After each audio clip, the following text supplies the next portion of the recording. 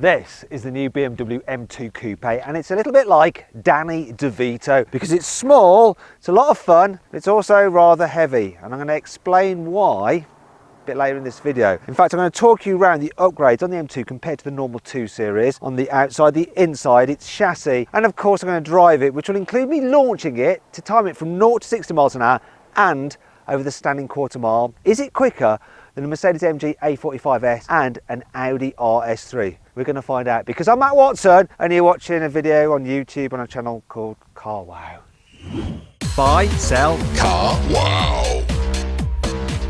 Let's check out the main feature of the new BMW M2, and it's this. It's M Division's S58 3-litre twin-turbo straight-six engine, which also appears in the M3 and the M4. Only here it's been down-tuned slightly to 460 horsepower and 550 newton-meters of torque. It drives the rear wheels via either a 6-speed manual gearbox or an 8-speed automatic torque converter, which is what this car has. How quick is it? Well, let's find out. I'm going to launch it. BMW says this car should do 0 to 60 in 4.1 seconds. But what's the truth? I'm going to find out with my specialist timing gear. And seeing as I got a closed road, I'm also going to time it over the quarter mile. Let's do this. Launch control, prepared, now active. Good traction that. Woo-hoo-hoo-hoo!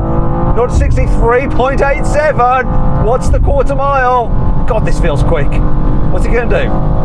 11.97. Oh yeah, some good numbers. Just for good measure, and because I can, let's run it in the opposite direction. Oh.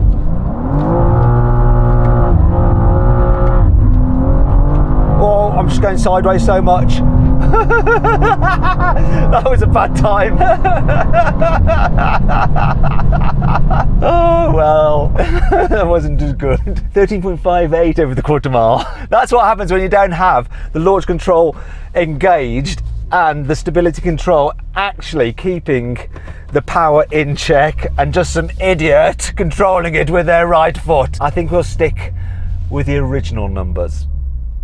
Part of the reason this car is so good at launching, despite being just rear-wheel drive, is the fact that it's got some good tyres. Michelin Pilot Sport 4Ss, but it's also got some good brakes to cope with that performance. So at the front, you've got 380mm disc grip by 6-piston calipers, and here at the rear, you've got 370mm disc grip by single-piston caliper. So, how do the brakes perform? Time for a brake test.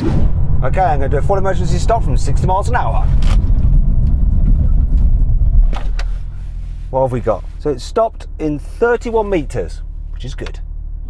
This car isn't just about stopping and going, it's also about cornering, and BMW's M Division has seriously upgraded the 2 Series' chassis for this M2. So it gets uprated suspension, stiffer springs, adaptive dampers as standard. It sits low to the ground, the standard 2 Series. You've got uprated anti-roll bars. There's bracing underneath the boot floor, the subframes, and extra bracing between the shock towers in the engine bay. You've also got a limited slip differential on the rear axle, and the axles themselves are taken from the M4 and M3 to give the car added width. And then factor in the perfect 50-50 weight distribution, and you should have a car that drives brilliantly. But does it?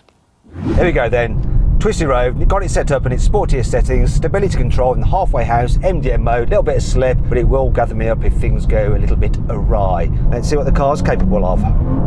Oh, really good traction, where the M3 or M4 would be losing traction, or the stability control would be kicking in when accelerating out of a bend. This just seems to put its power down better. Maybe that's because it's got less torque. It's just able to maintain traction that little bit better, and that makes it a bit easier to drive. And you get that great sensation of being pushed out of a corner with that M limited slip differential just doing its job to maintain traction. Really, really good. Steering, it's got a nice feel to it, precise. The chassis itself, I've got it in like sporty mode. It's dealing with bumps really well. It doesn't feel quite as keyed into the road as its bigger brother, the M4, but it feels a little bit looser, a bit more playful, which is kind of what you want from the M2, really. This is a fun car, this is, and easy to drive quickly. I've got the automatic gearbox in manual mode, and when you have it in its most ferocious settings with 3 bars, when you upshift, not only is it quick, you get a right old jolt in your back. They've clearly programmed that in to the gearbox. It's a torque converter gearbox, it doesn't need to do that. You can tell they're trying to make it feel a bit more like a dual clutcher. It doesn't feel like a dual clutcher when you're changing down though. It's not as slick as the automatic gearbox in the old M2. Now you might be thinking, as a driver's car, is the auto the choice? Is it? Well, I'm going to find out now. As luck would have it, I've just jumped into a manual version of the M2 with the carbon fibre bucket seats. Let's see what this configuration is like. Is it more fun driving the manual? Tell you what, the pedals are nicely placed so you can heel and toe. The only thing is that these carbon fibre bucket seats have this ridge in the middle, so when you position your leg to do the heel and toe, it sort of like just pinches just under your thigh. So maybe have the manual with the normal sport seats. What's not so good though is the placing of the gears. Second isn't quite where you want it to be. Oh well, but a bit more involving, definitely. However, I don't think BMW's manual gearbox is all that. It's a bit rubbery. If it was the manual gearbox in a Porsche 911 GT3 Touring, yeah, I would go for the manual, not the auto. But here, I think the auto suits the car better. However, I am going to put it into gear shift assistant so I don't have to heel and toe, see what that's like. So coming into corner, braking, into second. Oh yeah, it does a good job. The blip feature is pretty good, you know. Let's go without it again. So heel and towing, off, there we go. Easy to heel and toe. I'd probably have it off, you know. After all, I do like having it off. Overall though, I think I would go for the automatic version of this car rather than the manual. Oh, back in the auto. I do miss those other seats, but they're expensive. So I'm not sure if I was buying this car whether I'd go for those seats. In fact, I think the spec I've got here is pretty much bang on. To make sure it stands out compared to the M240i, the M2 has had a major restyle. Very noticeable here at the front. You've got more squared off kidney grills, this huge vent here, two big vents either side of it as well, and you get adaptive LED lights as standard. It's got a very aggressive look. Continues down the side. Thanks to a wider track and bulging wheel arches, the M2 is almost 5 centimetres wider than the M240i. You get 19-inch alloy wheels as standard at the front, 20s at the back, and you can have your brake calipers in either red or blue, like on this car. There's some fistable door mirrors as well, and a carbon fibre roof as standard, plus these accentuated side skirts which lead into the rear haunches. It looks mean. Finally at the back there's a redesigned beefier rear bumper, quite squared off. You have quad tailpipes and look, they are real as revealed by the carwow sticker truth. What's probably less real is this diffuser, it's just for show. Then you have the M2 badging there, the 50-year badge, celebrate 50 years of M. And then a tiny boot lip spoiler which is just the same as on the M240i. If that's too small for you, you want to get your M2 fitted with some M Performance parts. You can get a bigger spoiler there, more aggressive body kit. It also gets bigger wheels with centre locking nuts and a bunch of silly stickers. Upgrades on the inside include these M Sport seats with the BMW M tricolour and the M2 badging up here on the headrest. You've got an M Sport steering wheel, once again with the tricolour. You've got carbon fibre on it, these M1 and M2 shortcut buttons, carbon fibre paddles. There's also some M tricolour here on the door and on the seat belts there, and on the M gear selector with your different settings for your gearbox. There's carbon fibre here and here, and you get some M specific dials and stuff on the curved display. There's also aluminium pedals and M2 written on the door sill. It's nice, but it's not quite as nice as the interior on a Porsche Cayman. And to see my full in-depth video review of that car, click on the pop-out banner up there and follow the link in the description below. I'll tell you what the Porsche hasn't got though, some back seats. I mean, not the biggest, but there is just enough room to carry adults back here. And there is a smattering of M-ness. Also, this is better for carrying stuff than the Porsche Cayman. The M2's boot capacity is the same as the normal 2 Series, so 390 litres. Look, there's no way you carry all this in the Cayman's boot, or its fruit front boot, by the way. Still, if you want a practical performance car, you might be better off with the Mercedes CLA 45S because its boot capacity is about 20% bigger. Now, if you want to see my full in-depth video review of that car, click on the pop-out banner up there, follow the link in the description below. And that brings us on to 5 annoying things about the new BMW M2. This may be BMW's smallest M car, but it still has a rather large price. It starts from just under £65,000. It's over £20,000 more than the original M2 was when that was launched. That's an increase of around 50% in less than 10 years. There's profit in that. Also, if you go for the optional carbon fibre bucket seats, which are lovely, they're an extra £7,000 and that'll take the cost to over £70,000. It's nuts. This new M2 weighs in at 1,725 kilograms for the automatic version, which is 150 kilos heavier than the old M2 Auto. What is going on? Who ate all the vice first?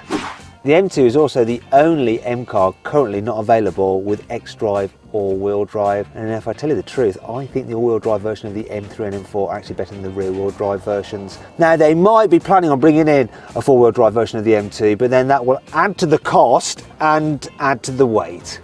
Despite this car's high cost, adaptive cruise control is not standard, and you can't get it at all on the manual version, whereas it does come standard on my Toyota GR Yaris, which is actually a manual. So what gives BMW? There's no mesh on this wide opening for the lower part of the car, and that means that the radiators are extremely exposed, and they're going to get absolutely peppered with stone chips and dents. Look at the fins here, already dented. In fact, if you look in there, as well as the dead insects, you can see a large collection of stones. However, it's not all bad. Here's 5 cool things about the new BMW M2. There are some specific M functions in the infotainment system. One is a lap timer. The other is a drift analyzer, which will grade your drifting abilities. Speaking of which, you have a variable traction control system with 10 different stages of intervention. And of course, you can turn it all the way off for those drifts to be analysed by the analyzer. BMW M2, no soft limiter in it.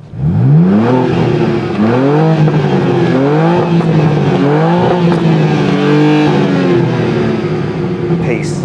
There's a lot of adjustment in the electrical sport seats. Oh yeah, and it even has side bolsters you can alter to grip you tightly. And you may think that the headrests are fixed, but oh no, look! They rise up too. You don't have to pay extra for any of the paint schemes on the BMW M2. There's 5 choices: this light blue, a grey, an orangey red, a white and a black. They like to make BMW individual paint available as an option at a later date. To ensure customers can brag to their fellow BMW fanboys, the M2 has been extensively tested on the Nürburgring. Oh, we're going for a drive! Oh, I got to stop doing that, it really hurts. Last thing to do is to see what this new M2 will be like as a daily driver, because that's how most people are going to use it. So I'm going to hit my shortcut M1 button on the steering wheel, which I've set the car up to have everything in the comfort settings, apart from of course the engine. We'll keep that in sports mode. I'm also going to put it in auto mode for the gearbox and dial it back. Now the suspension's slackened off, the steering's lighter, the braking is a little less aggressive when you first touch the pedal, and now it's rather chilled. This is where the automatic gearbox comes into its own. If you're just driving around town, stuff like that, it's just so much easier. You're not having to mess around shifting gears. It's all just very slick and easy. The suspension is surprisingly good over bumps as well.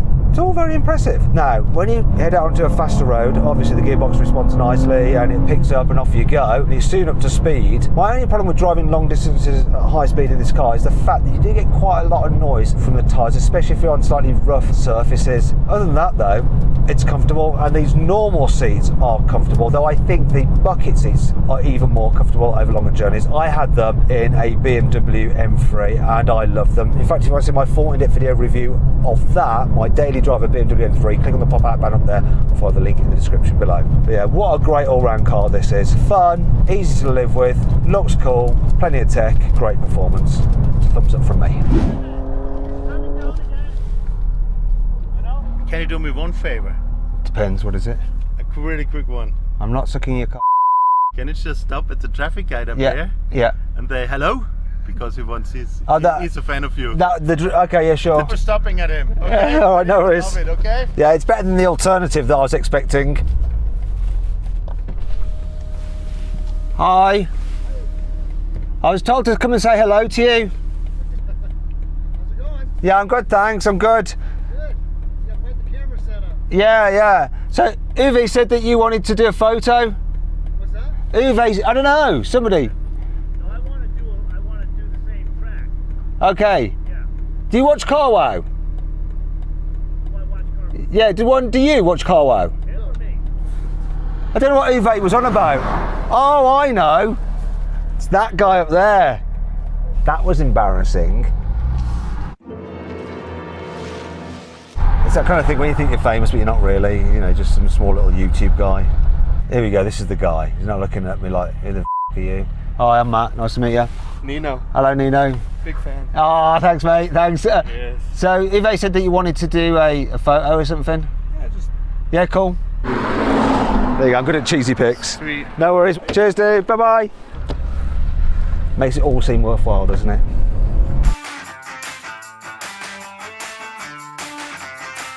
So then what's my final verdict on the new BMW M2? Should you avoid it? Should you consider it? Should you shortlist it? Or should you just go right ahead and buy it? Well, I reckon you should just go right ahead and buy the M2. Don't think of it as an expensive 2 Series. Think of it as a budget M3. Hope you'll enjoy the video. If you did, give it a like. Let me know if you agree with my verdict in the comments below. Click on those windows there for some more videos, and on that box there to go to Carwow to sell your car. Just upload some photos, give a brief description, then dealers all across the country will bid on your car. Pick the highest offer, they'll come to your house at the Carwow and put the money in your account. It's simple. Thanks for watching.